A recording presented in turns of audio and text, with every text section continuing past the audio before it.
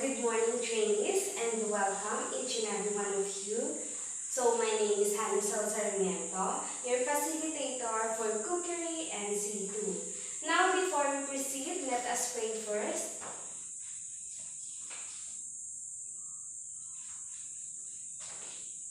Okay, I will first like to check your attendance. Once your name is called, please say present and pass your class card.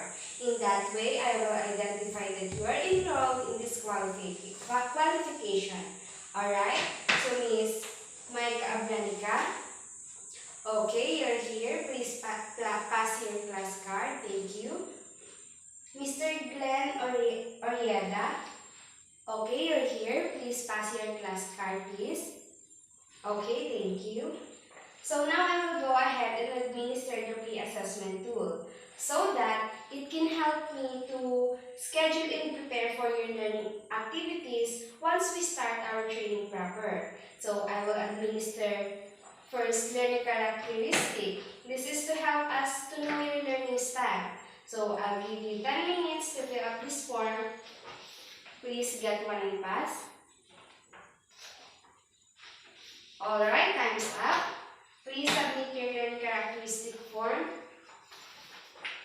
Thank you. So next will be the self-assessment chart. This is to help us recognize the prior learning or identify the skills that you previously learned. I will also give you 10 minutes to fill up this form. Please get one and pass. Alright, time's up. Submit your self-assessment chart. Thank you. Now lastly, I will administer the pre-test. Please be reminded that this is a multiple choice, 15 items. Please encircle the correct answer that will give you 10 minutes to answer the test paper. This test is to help us know if you already have the knowledge and topics covered on this qualification. Alright, then get one and pass. Okay, time's up. Please submit your papers now. Thank you. I hope everyone answered the form honestly because the information that you have provided will be very helpful so that we can make sure that we can arrange for your activities. Moving forward, let us proceed with the orientation proper. So in this orientation, we will discuss the approach that we will be using on the training proper so that you will be aware of the processes that we will be following as we go on with the journey. The approach that you will be using is the competency-based training. So what is competency-based training? Competency-based training, it is a training delivery approach that focuses on the competency development of the learner as a result of the training, emphasizes on what the learner can actually do, focuses on outcomes rather than learning process within specified time, is concerned with the attainment and application of knowledge, skills, and attitude to a specific level of competency. Okay, there are 10 principles of competency-based training, and that is number 1, the training is based on curriculum developed from the competency standard. Number 2, learning is modular in its structure. Training delivery is learner-centered and should accommodate individualized and self-paced strategies. Number 4, training is based on work that must be performed. 5, training materials are directly related to the competency standards and curriculum modules. 6, assessment is based in the collection of evidence of the performance of the work to the industry-required standard. 7, training is based on both on and off job components. Training program allows for recognition of prior learning or RPL or current competencies. Training allows for multiple entry and exit. And last, training programs are registered with the UTPRAS or or Unified Tibet Technical and Vocational Education and Training Program Registration and Accreditation System. So what is my role as a trainer and what is your role as a trainee? So the role of a trainer, number 1, serves as a team member to determine what is to be learned.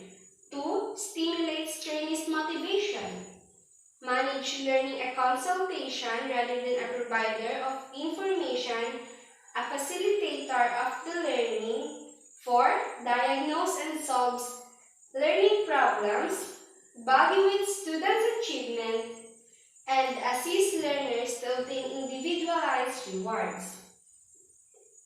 Number 7, assist each trainee in designing a personalized plan of study. 8, installs confidence in the learner by providing experiences where learners may succeed. Number 9, serves as a model for desirable work habits, attitudes, and tasks. Performance in the occupational field. 10, spends more time interacting with students on a one-on-one or small group basis. 11, help those students who really need help. And last, accepts responsibility along with the student for the task learned or not learned. And what is your role as a trainee? The role of CPT trainee. Number 1, select what they learn and when they want to learn it within reason. Learn at their own rate within program guidelines. May request to receive credit for what they already know. And may choose how they want to learn individually on one-on-one basis or in small groups, in large groups, or with audio visuals. And then, responsible for what they learn and when they learn it. Decide when they are ready to perform each task or demonstrate mastery of learning to a job-like level of proficiency before receiving credit for the task. And develop personalized prescription for learning workup cooperatively and based upon what the student already knows, his preference for learning style and other needs. Excuse me. Compete against first job standards and not against other students, and are graded on achievement of the standards or criteria of each task. Know upfront before instruction begins what they are expected to know and do not complete the program. Evaluates their own progress to see how well they are doing. Move freely in the workshop, laboratory, or training center. No, they will be rated mainly on performance, while paper and pencil tests will be used mainly to check their knowledge of the task. And last but not the least, learn according to their interests, needs, and abilities, not according to teacher timelines and expediency. So since, of course, in the training, we really need materials to use to learn our knowledge and skills. That's why we have the competency-based learning materials. So what is competency-based materials? Competency-based learning materials, or CPLM, are learning materials that are well-designed and carefully developed to give trainees detailed instruction to guide them through the learning process. So, these are the learning materials that are well-designed and carefully developed to the trainees detailed instruction to guide them through the learning process. So, what are the contents of CPLM? So, we have A, the preliminary pages. Includes front page, trainees guide on how to use the CPLM, list of competencies, competency summary, learning outcomes summary, learning experience. And for the instruction sheet, information sheet, self-check, task sheet, operation sheet, job sheet, And last, the performance criteria checklist. So we also have the monitoring tools, which are the following. The first one is the progress chart. This chart is used to monitor the learning outcomes and competency achieved by a trainee. And then the achievement chart. This is used to monitor the required project and activities usually in the job sheets of the CBLM. So we have the evaluation system. We use this so that we can monitor your knowledge and skills and to check your level of competency. Evaluation system is consisting of the following performance, which consisting of the following. The first one is performance test, which can be done through observation, the written test, and the oral questioning or interview. So, in the evaluation system, of course, we're going to rate you. So, we have 2 ratings, and that is the following. The competent, and not yet competent. So, there's only 2 ratings, that if you're competent or if you are not competent. So, we also have the CBT process flow or competency-based training process flow, on how the training will go for us. First is, the trainee enters the program. The training administers RPL 23, orientation and role of trainer or trainee. And then, trainee selects competency and receives instruction, administer learning contract, organize learning strategy, provide materials, introduce CBLM materials, introduce the use of achievement progress report. So they will be given CBLM and will be assigned to a workstation equivalent to the unit of competency for disqualification. Once that's done, the training first review the learning package, view multimedia materials, use manuals, observe demonstration, practice skills in workshop, receive assistance and advice. So once that base is done, the trainee practices the task and the trainee can also rate its own performance. So once trainee already reached the level of the mastery, the trainee can undergo institutional assessment wherein the trainer will rate its performance. So once the trainee satisfactorily perform the competency, what will happen is that they will be given a different instruction. They will be given a different CBLM and will be assigned to a different workstation. Workstation equivalent to a unit of competency. So, how about the trainee did not satisfactorily perform the competency? So, you don't have to worry because you will be given a chance to go back to this space. This one, the blue one. To review the learning materials and then attempt to practice and then undergo institutional assessment again. So once the training completed all the competencies and satisfactorily performed all the competencies, then what will happen is that the trainee will now undergo the national assessment. And once that's done, the trainee exits the program. So it's very easy. We just need to follow this flow to be able to finish the training properly. So in the unit of competency to be covered in Cookery NC2, so the units of competency are divided into 3 groups, which are the following: the basic competencies, common competencies, and core competencies. So what are those that are under core competencies for Cookery NC2?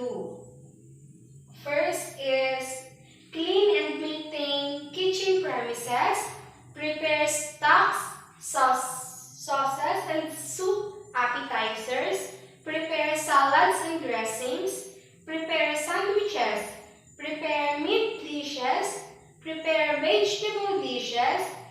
prepare egg dishes, prepare starch dishes, prepare poultry and game dishes, prepare seafood dishes, prepare desserts, and package prepared food.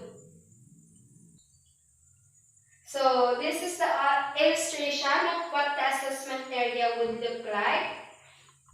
And it's composed of different areas, so we are going to do the tour now, so that you will be able to familiarize yourself with the different areas of this assessment. So that once of this assessment center, so that once we start our training proper, it would be easier for you to go around. Alright, so follow me as we go tour the assessment center. Okay, upon entry, you will see first support service area and quality control area. If you go left, you will see institutional assessment area and computer laboratory or distance learning area. Once you go down, you will see the practical working area and orientation area or discussion area. And if you pass through this hallway, you will see the door, and that's the trainer's resource area and learning resource area. And this hallway is going to the comfort room. Basically, that's it. And that's for our session for today. So tomorrow, I am requesting everyone to be here 8 a.m. sharp so that we can start our training proper. So this class can be dismissed now. Goodbye everyone and see you tomorrow. So good morning again class. Since I now have the result of the papers you passed yesterday, I am glad that some of you are already equipped with some skills needed for this competency, while others are new to cooking. So I'm sure everyone will have the equal opportunity to learn and improve. So I will now assign you to your designated area workstation so you can start moving your class. So Ms. Micah Abrenica, please proceed to the contextual learning area and read some books on cookery. Please be back after 30 minutes. Thank you. Mr. Glenn Oriada, please proceed to the learning resource area and read the CPLM. You have 30 minutes also to read the information sheet and answer the self-check assessment. And then, Mr. Cesar Vascon, since you have the prior knowledge about cookery, please submit your supporting document so I can validate the authenticity of the document. Please proceed to the institutional assessment area and perform self-assessment.